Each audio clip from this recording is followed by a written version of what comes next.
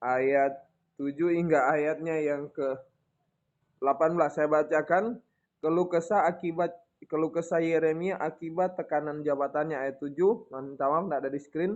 Engkau telah membujuk aku ya Tuhan, dan aku telah membiarkan diriku dibujuk. Engkau terlalu kuat bagiku dan engkau menundukkan aku. Aku telah menjadi tertawan sepanjang hari, semuanya mereka mengolok-olokkan aku. Sebab setiap kali aku berbicara, terpaksa aku bertindak, terpaksa berseru kelaliman, aniaya. Sebab firman Tuhan telah menjadi celah dan cemooh bagiku sepanjang hari. Tetapi apabila aku berpikir, aku tidak mau mengingat dia, aku tidak mau mengucapkan firman lagi demi namanya. Maka dalam hatiku ada suatu yang seperti api yang menyala-nyala terkurung dalam tulang-tulangku. Aku berlelah-lelah untuk menahannya, tapi aku tidak sanggup. Aku telah mendengar bisikan banyak orang, kegentaran datang dari segala jurusan. Adukan dia, kita mau mengadukan dia. Semua orang sahabat karibku mengintai apakah aku tersandung jatuh. Barangkali ia membiarkan dirinya dibujuk sehingga kita dapat mengalahkan dia dan dapat melakukan pembalasan kita terhadap dia. Ayat 11. Tetapi Tuhan menyertai aku seperti pahlawan yang gagah. Sebab itu orang-orang yang mengejar aku akan tersandung jatuh dan mereka tidak dapat berbuat apa-apa. Mereka akan menjadi malu sekali sebab mereka tidak berhasil. Suatu noda yang selama-lamanya tidak terlupakan. Ya Tuhan semesta alam yang menguji orang benar, yang melihat batin dan hati, biarlah aku melihat pembalasan-Mu terhadap mereka, sebab kepadamu lah kuserahkan perkaraku. Menyanyilah untuk Tuhan, pujilah Tuhan, sebab Ia telah melepaskan nyawa orang miskin dari tangan orang-orang yang berbuat jahat. Terkutuklah hari ketika aku dilahirkan, biarlah jangan diberkati hari ketika ibuku melahirkan aku. Terkutuklah orang yang berkabar kepadaku dengan mengatakan, seorang anak laki-laki telah dilahirkan bagimu yang buat dia bersukacita dengan sangat. Terjadilah kepada hari itu seperti kepada kota-kota yang ditunggang balikan Tuhan tanpa belas kasihan. Didengarnyalah kiranya teriakan pada waktu pagi dan hiruk pikuk pada waktu tengah hari. Karena hari itu tidak membunuh aku selagi di kandungan, sehingga ibuku menjadi kuburanku dan ia mengandung untuk selamanya. Mengapa gerangan aku keluar dari kandungan, melihat kesusahan dan kedukaan, sehingga hari-hariku habis berlalu dalam malu. Oke, Bapak Ibu, saya sudah baca, maaf begitu cepat. Tetapi kalau kita baca dalam ini berbicara tentang latar belakang Nabi Yeremia yang juga dia seorang nabi. Kalau kita belajar tentang Nabi Yeremia, ini adalah nabi yang berada di tengah-tengah bangsa Israel itu akan dibawa kepada pembuangan Babel. Dan waktu itu bangsa Israel memang, Anda bayangkan seorang nabi biasanya bernubuat tentang damai sejahtera Bapak Ibu. Tetapi hari itu Yeremia mengeluhkan, dia panggilannya datangnya mengabarkan malapetaka. Nah, saya mau ambil bagian untuk dikontekskan sesuai dengan hari ini. Bapak Ibu, kita salah satu hidup di masa yang paling sulit. Amin. Di tengah-tengah pandemi. Dan kita tahu sebagai orang percaya itu banyak masalah, banyak pergumulan. Bahkan kita sendiri mungkin mempunyai kesusahan-kesusahan, mempunyai keluh-keluh kesah yang ada pada kita. Apakah itu ekonomi, apakah itu pekerjaan, sekarang nggak bebas keluar, kalau kita nggak divaksin, ada pembatasan apa semuanya. Tetapi Bapak Ibu tahu, kita harus lihat ke belakang dahulu. Nabi Yeremia adalah nabi yang kalau saya pernah baca, belajar, itu adalah nabi dalam panggilannya itu tidak pernah terjadi mujizat. Anda bayangin nih, seorang nabi kalau seperti Elia, biasanya itu kalau pelayanan pasti ada mujizat. Tapi Nabi Yeremia, kalau nggak salah ya, saya belajar. Kalau salah nanti perbaiki. Dia adalah nabi di mana hidup di salah satu masa paling sulit bangsa Israel. Kerajaan Yehuda akan berakhir dan akan masuk dalam pembuangan. Dia juga pernah dilempar dari dalam sumur. Nah, saya tidak bilang kisah hidup kita tidak seperti Yeremia, tapi Anda tahu, ketika sebagai orang Kristen, saya tidak mau mengajarkan bahwa kita selalu menerima berkat, kita mau sukacita dan damai sejahtera. Tapi saya harus kabarkan bahwa orang Kristen pun harus menghadapi apa yang Yeremia hadapi. Amin. Kita harus menyiapkan diri melewati masa-masa susah. Yeremia yang Tuhan pilih adalah ditetapkan untuk membawa suara Tuhan waktu itu. Dengan kebrobrokan bangsa Israel sudah mau dibuang, tetapi ini yang terjadi. Nah Bapak Ibu, Dari pembacaan ini dan kita melihat latar belakang Nabi Yeremia, ada beberapa hal yang saya ingin bagi pada hari ini, tentu yang beraplikasi dalam kehidupan kita. Nah, yang pertama, Anda harus tahu bahwa poin pertama di sini bahwa Tuhan memilih kita, Bapak Ibu. Silakan Pastor mungkin tunjukkan slide. Nah, Anda harus tahu bahwa Tuhan memilih kita. Nah, dibilang di ayat sini ayat 78 bahwa sebenarnya yang memilih seakan-akan kalau Anda baca dalam ayat 78 di sini dia bilang ayat 7 berkata engkau telah membujuk aku dan aku telah membiarkan diriku dibujuk. Dan ayat 8 dibilang sini setiap kali aku berbicara terpaksa aku berteriak. Artinya apa? Tuhan memilih Yeremia di tengah-tengah generasi yang mengalami krisis. Amin. Generasi yang akan menghadapi kepada pembuangan. Nah, Anda harus tahu ketika Tuhan memilih kita, bahkan minta maaf. Yesus datang, memang dia melakukan banyak mujizat, tapi ada resiko. Dia harus mati bagi dirinya dan jadi juru selamat. Anda tahu Bapak Ibu, ketika Anda dalam persekutuan doa online, atau minimal Anda sebagai orang percaya, ketika Tuhan memilih kita menyelamatkan, itu selalu ada resiko. Nah, kita bisa lihat kalau sekarang di Afghanistan, banyak orang percaya itu dalam resiko. Kita bersyukur tidak seperti di Afghanistan. Bahwa Tuhan memilih kita selalu ada resiko. Saya tidak bilang kita harus dianiaya. Tetapi ketika menjadi pilihan kita, mau Tuhan memilih kita hidup dalam panggilannya, pasti selalu ada resiko Bapak Ibu. Tidak mudah jadi hidup orang percaya. Kita harus hidup jujur, kita harus hidup benar, berbeda dengan orang di luar sana. Dalam bisnis saya tahu Bapak Ibu banyak yang kerja dan berbisnis. Apa kita harus ketika Tuhan memilih kita selalu ada resiko.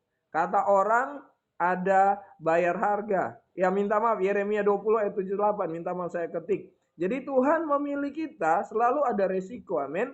Tuhan membawa kita di sini selalu ada resiko. Tapi Bapak Ibu, mari. Bahkan Yeremia bilang dia ini jadi bahan tertawaan, bahan olokan. Menjadi orang Kristen bukanlah semudah yang kita bayangkan, amin. Saya berdoa ketika kita belajar dari Nabi Yeremia selalu ada resiko. Dan yang kedua, ada konsekuensi ketaatan. Saya bilang kita harus taat sama Tuhan harus karena terpaksa, tidak. Kita sudah ditebus dan yang di dalam ketika Tuhan menebus kita, Tuhan berbicara, dibilang ya saya terpaksa, bilang begini, terpaksa aku berteriak sebab firman Tuhan telah menjadi celah dan cemooh bagiku sepanjang hari. Dia harus sampaikan suara Tuhan, suara kenabian di tengah bangsa yang lagi ambruk, yang lagi krisis secara secara mental waktu itu, dan mereka akan dibawa pada pembuangan. Di saat-saat kita menantikan kedatangan Tuhan, Bapak Ibu, selain ada resiko untuk mengikut Tuhan karena Tuhan memilih kita, kedua, itu ada konsekuensi ketaatan. Hari ini kita belajar firman. Apa sih?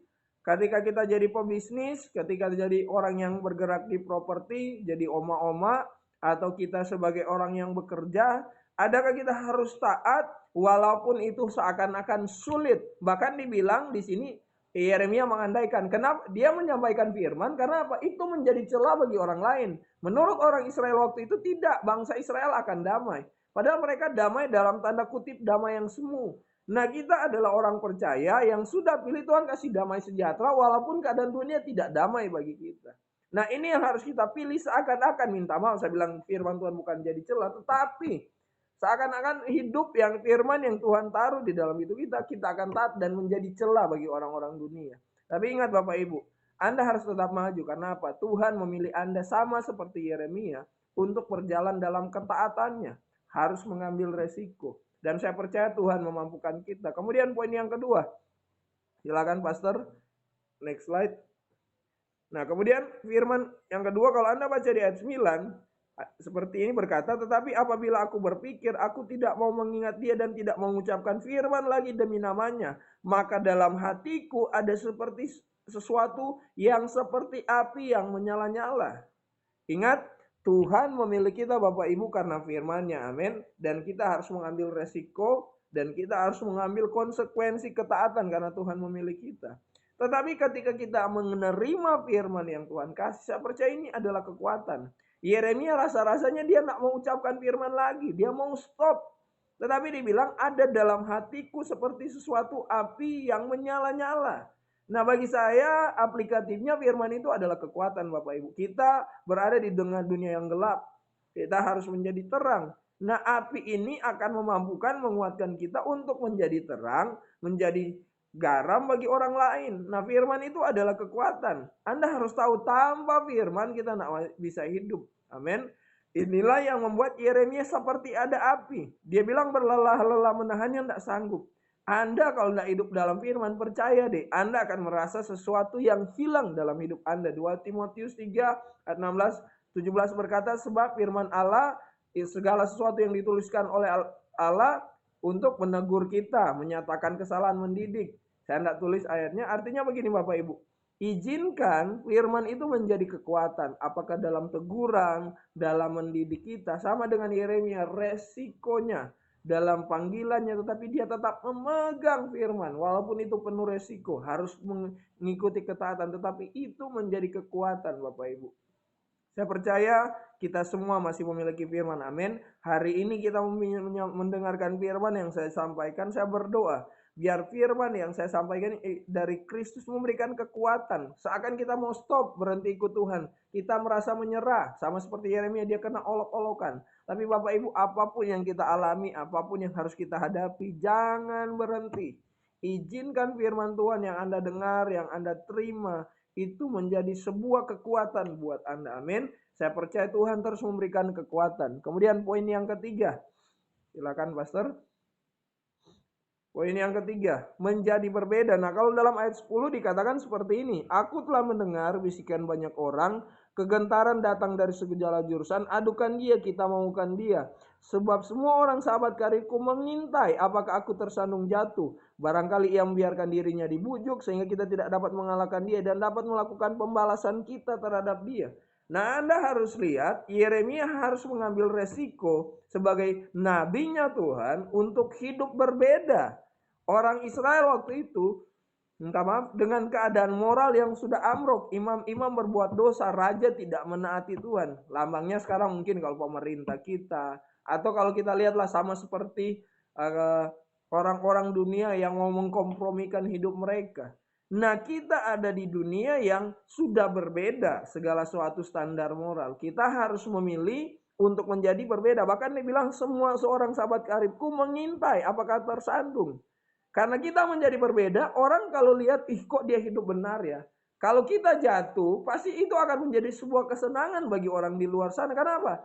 Kita kayaknya jadi seperti mereka ya. Saya bilang saya belum sempurna mengikuti firman untuk kita semua. Kadang kita ada jatuh, tapi kita bisa bangkit lagi. Karena apa? Kita bertekad untuk menjadi berbeda.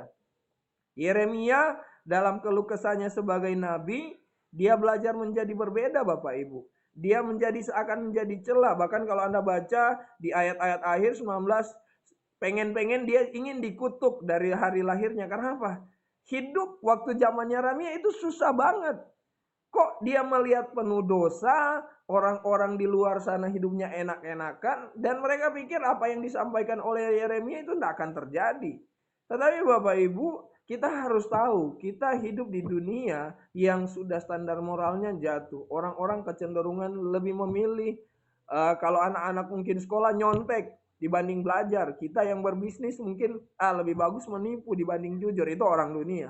Tetapi apakah kita mau tetap hidup benar, hidup jujur, belajar dari ondek-ondek Tuhan, karena ada firman yang ada dalam kita menjadi kekuatan yang membuat kita berbeda. Karena Tuhan memilih kita, Tuhan pilih kita di dunia ini bukan untuk menjadi sama seperti dunia ini. Firman Tuhan berkata, sebab kamu berada di tengah-tengah dunia, tetapi kamu bukan berasal dari dunia, kalau nggak salah di Yohanes. Nah, hidup kita akan jadi berbeda. Saya dulu sebelum bertobat, saya suka nonton film porno. Minta maaf, saya harus buka-bukan. Masturbasinya sehari, wah banyak kali lah.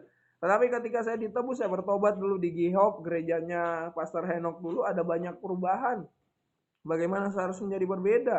Saya dulu minta maaf, saya bukan bilang gereja Protestan salah. Saya dulu dari gereja Protestan, ketika berpindah saya dibaptis, dipenuhi Roh Kudus. Saya menjadi berbeda waktu itu dan jelas. Orang-orang kok kamu sudah dibaptis, kamu begini. Saya sempat dimaki, mama saya sempat berteriak-teriak di kampus, di pasar. Karena apa? Memilih untuk menjadi berbeda. Sama dengan Yeremia. Ada pilihan hidup yang harus diambil karena dia sudah dipilih Tuhan. Dan dia harus menjadi berbeda di tengah generasi ini. Bapak Ibu, semua kita yang ada di persekutuan doa online Batu Penjuru, mari kita ambil sikap Bapak Ibu. Kita menjadi berbeda dengan orang di luar sana.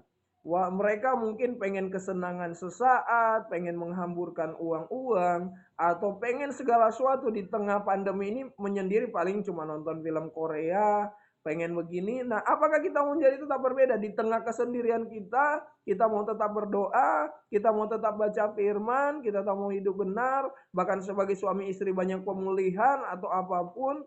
Nah, di tengah-tengah pandemi, bahkan saat-saat yang sulit, sama seperti Yeremia hadapi, mari kita belajar tetap menjadi berbeda. Amin. Saya percaya Tuhan memampukan kita. Tuhan menguatkan kita. Kemudian poin yang keempat. Yeremia 20 ayat yang ke-11 dan 12 saya bacakan. Tetapi Tuhan menyertai aku seperti pahlawan yang gagah, sebab itu orang-orang yang akan mengejar aku akan tersandung jatuh, dan mereka tidak dapat berbuat apa-apa. Mereka akan menjadi malu sekali sebab mereka tidak berhasil, suatu noda yang selama-lamanya tidak terlupakan. Ya Tuhan semesta alam yang menguji orang benar yang melihat batin dan hati, biarlah aku melihat pembalasanmu terhadap mereka, sebab kepadamu lah kuserahkan kepadaku. Nah Bapak Ibu, kita sudah dipilih Tuhan nih. Kita ambil resiko dan taat sama Tuhan. Karena firman itu memberikan kekuatan. Dan kita menjadi berbeda. Otomatis nih, pasti ada resiko. Amin. Pasti ada hal-hal yang saya bilang harus kita hadapi. Kita dianggap celah atau apapun. Tetapi ketika kita ada firman Tuhan, saya percaya ada penyertaan Tuhan. Kita berdoa juga buat saudara-saudara kita yang di Ukraina. Ada banyak orang-orang yang hari ini, orang Kristen, orang percaya, yang kita berdoa mereka dalam perlindungan Tuhan. Tiba-tiba diserang Rusia, ada sebuah nonton sesuai kisah di tengah stasiun kereta mereka ada ibu yang bisa melahirkan. Saya tidak berdoa kejadian Ukraina menyerang kita itu terjadi, tapi bisa saja. Adakah kita sekuat orang-orang Ukraina? Saya sempat lihat, saya share video dari seorang artis Israel namanya Hanya Naftali, di tengah sesuatu yang sulit, ada bom molotov, ada misil jatuh, ada orang Kristen yang masih mau nyanyi lagu. Dan mereka berdoa, saya percaya itu mereka percaya pada penyertaan Tuhan walaupun di tengah sulit. Mereka lagi menghadapi kayaknya seperti Yerusalem itu diserang sama Babel, seperti keadaan Ukraina sekarang. Nah, kita tidak harus menghadapi situasi yang sesulit dulu itu percaya penyertaan Tuhan. Tetapi dalam keadaan sulit pun Yeremia masih tetap percaya penyertaan Tuhan Bapak Ibu. Walaupun hanya dia sendiri. Dia nabi yang tidak pernah melihat mujizat yang saya pelajari. Bayangkan loh. Nabi yang tidak pernah lihat mujizat tapi percaya penyertaan Tuhan. Ingat, mujizat bukan standar kita untuk melihat penyertaan Tuhan. Tetapi kita melakukan firman, kita tahu penyertaan Tuhan pasti ada. Amin. Mujizat bukan jaminan bahwa penyertaan Tuhan. Amin. Kita percaya, tapi ketika kita melakukan firman, kita selalu penyertaan Tuhan ada. Amin. Jangan jadikan mujizat sebagai standar penyertaan Tuhan. Saya banyak melihat mujizat, tetapi saya tidak menjadikan standar hidup. Kadang saya hidup hadapi waktu-waktu sulit. Ketika saya pindah ke Palu, saya cuma punya uang makan, saya hanya punya uang tiket. Saya harus ambil resiko tinggalkan kota Manado. Nggak tahu mau kerja, nggak tahu ada rumah. Puji Tuhan, walaupun berangsur sudah ada rumah, ada penyertaan Tuhan. Tetapi ada resiko-resiko, ada tanda tanya, ada kesulitan yang saya harus ambil. Pernah saya pelayanan Bapak Ibu, beneran. Saya ke pedalaman, dan saya ikut, saya pikir ini mereka katanya mau tembak rusa. Tetapi ada senjata M16, Anda sudah tahu. Dan saya udah agak takut, Tuhan siapa sih ini? Dan saya pelayanan ke suku. Dan puji Tuhan, saya pikir, ya katanya saya sempat dengar itu calon-calon teroris masuk ke Sukuana. Tapi puji Tuhan mereka sudah keluar dari sekarang karena sudah diusir oleh Brimob. Waktu itu saya duduk di atasnya ada senjata Bapak Ibu. Dan saya menghadapi ini, tapi puji Tuhan. Tuhan Yesus begitu baik. Amin. Kalau saya masih bisa lewat, itu ada penyertaan Tuhan. Saya tidak bilang kita harus turun ke ladang misi dengan resiko seperti ini, tidak. Saya juga minta maaf, ada pernah, Anda tahu daerah Poso, itu daerah konflik. Waktu itu saya menunggu mobil, saya tunggu di situ. Sebenarnya ada resiko Bapak Ibu. Tapi Tuhan gerakan untuk menginjili Bapak ini yang dari saudara kita yang sepupu. Mungkin resiko bahaya ini di daerah Poso, tetapi saya harus berani. Tuhan yang kasih kekuatan, yang mampukan. Itulah Tuhan menyertai kita dan puji Tuhan tidak terjadi apa-apa. Ada resiko, ada ketaatan sama seperti Yeremia. Harus menjadi berbeda di tengah orang-orang yang amruk moralnya dalam krisis generasi waktu zaman Israel. Saya percaya kita melihat banyak krisis hari ini. Tengah pandemi ekonomi, banyak hal, mungkin ada rumah tangga. Tapi saya berdoa, Mari apapun yang mengalami keluh kisah kita seperti Yeremia jadi celah bagi orang lain. Mari Bapak Ibu, kita tetap menghidupi firman-Nya, amin. Karena Tuhan memilih kita, amin. Poin pertama, harus ada resiko memang. Tetapi kita mau taat. Ketika kita taat, Tuhan kasih kekuatan, amin. Ketika Tuhan kekuatan, kita bisa jadi berbeda. Dan yang terakhir, Bapak Ibu, saya percaya Tuhan akan menyertai kita. Orang yang berusaha mencelakakan, pasti mereka akan dihukum, kena masalah atau apapun. Kesaksian terakhir, dulu saya ketika datang di Palu, ada orang-orang yang menghina saya begini-begini, tetapi ketika saya datang ke Palu, Tuhan lakukan berbeda. Dan orang-orang yang menghina saya karena saya pindah ke Palu katanya, lo mau hidup dari apa? Pelayananmu seperti apa? Saya tidak membalas mereka. Tapi ketika saya taat pindah ke Palu, Tuhan membuktikan segala sesuatu. Dari apa yang ketika kita mau taat dengan firman. Jadi Bapak Ibu, mari apapun yang kita alami hari-hari ini tetap taat. Walaupun ada keluh kesah seperti Yeremia, ada resiko, ada ketaatan. Tapi ingat, tuh firman menjadi kekuatan. Dan ingat, kita ada penyertaan Tuhan seperti itu. Jadi demikian firman Tuhan. Mari kita satu dalam doa, kita berdoa. Terima kasih Tuhan, kami mengucap syukur. Kami berharap kepadamu. Mungkin kami hidup, kami punya keluh kesah seperti Yeremia di tengah masa pandemi ini. Bahkan mungkin untuk orang-orang di Ukraina sana, mereka harus hidup di tengah masa sulit. Tapi ajar kami di persekutuan doa online Batu Penjuru ini punya motivasi Tuhan. Walaupun ada keluh kesah, mengikut Kristus selalu tidak menjanjikan berkat, selalu tidak menjanjikan kenyamanan hidup dan mujizat. Sama seperti Yeremia, nabi yang tidak pernah melihat. Tapi kami tahu, mengikut Tuhan selalu ada resiko. Ada ketaatan yang harus kami, dan firman Tuhan menjadi kekuatan sehingga kami berbeda Tuhan. Tapi berkati kami, dan kami percaya ketika kami ada dalam track-Mu Tuhan, kami percaya penyertaan Tuhan yang besar menyertai. Berkati kami semua yang mendengar, biar Kristus yang ditinggikan dalam nama Yesus. Haleluya. Amin. Saya serahkan kembali kepada Pastor Henok.